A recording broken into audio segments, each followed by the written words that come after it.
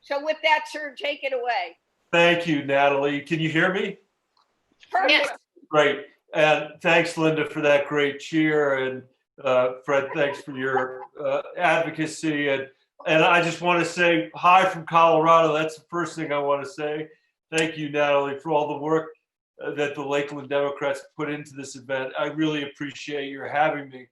And there's a reason that I want to be here. And that's because you guys are critical to making sure Donald Trump is a one-term president. And it's wonderful to see so many people at this virtual rally. I know campaigns look different this year, and every bit of participation is critical. And this kind of energy is what will help make a change in less than a month. Listen, I want to tell you two quick sad stories. The first one's not a sad story. Colorado is a swing state. We're a purple state. I won my first election by 1 vote a precinct. That's how close it was, running against a committed Tea Party person who now is in the Congress. In 2016, I was up for election again. I never thought Donald Trump would be elected. Never believed it for a second as I was campaigning. Never occurred to me that it would happen. I walked into my hotel room the night on election night, and MSNBC was on the TV. And one of those people on MSNBC said, and then I told them they'll never win an election unless they can appeal to people other than this small demographic in the South or whatever. They're never going to win an election. And I nodded, and I went to my hotel room, and a half an hour later, they called Florida for Donald Trump. And that was the beginning of a very long night. And we can't have that happen again. These last 4 years in the Senate have been utter gridlock. Mitch McConnell breaks every rule in the book and is trying to ram through an extreme nominee to the Supreme Court.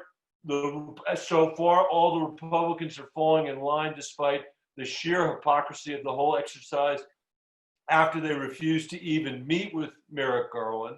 Merrick Garland, by the way, was nominated in February, 9 months before the election, not while people were already voting for the election, which is what's happening today. And we have an incredible opportunity to elect my friends Joe Biden and Kamala Harris, a ticket that wants to bring our country together, can bring our country together, and can stop sowing the seeds of hate that have been sown by Donald Trump.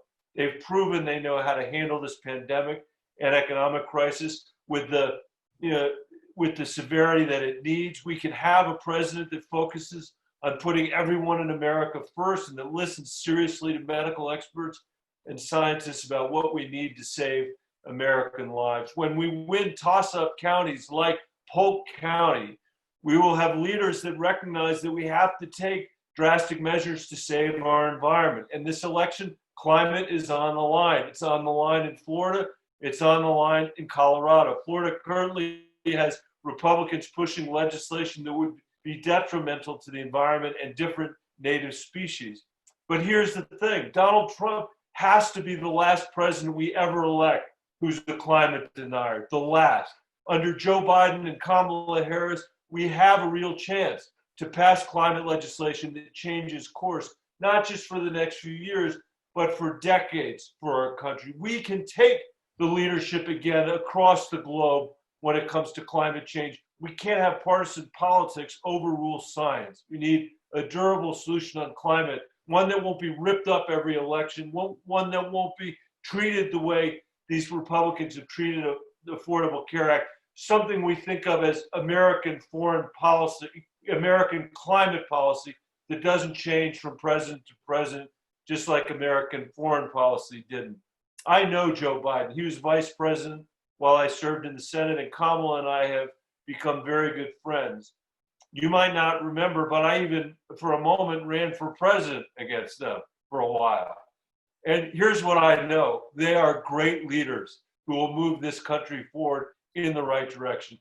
We cannot lose this election. We have to win this election, not for Joe Biden and Kamala Harris, but for the kids I used to work for in the Denver public schools who are just like the kids across the state of Florida. We got to win for millions of people with pre-existing conditions, small businesses desperate for help with the COVID pandemic need us to win. Children and families ripped apart at the borders need us to win. Farmers and ranchers suffering from terrible trade deals and low commodity prices and doubt need us to win. But most of all, and most important, the next generation desperately needs us to win, to stop climate change, to restore and enhance democracy, and to once again make the American dream possible for every family, not just the people at the very top. That's what's at stake. And all of it, not to put any pressure on your shoulders, runs right through Florida and right through Polk